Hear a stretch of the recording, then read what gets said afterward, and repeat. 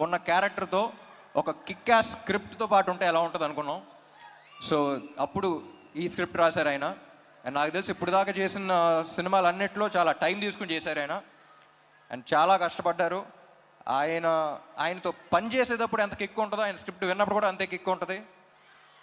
And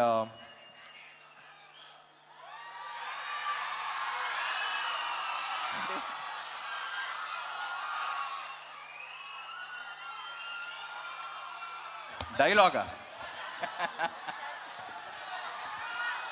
లాస్ట్లో చెప్తా. పూరి గారి గురించి చెప్పాలంటే అసలు కమర్షియల్ సినిమా అంటే మనకు గుర్తొచ్చేది పూరి గారే.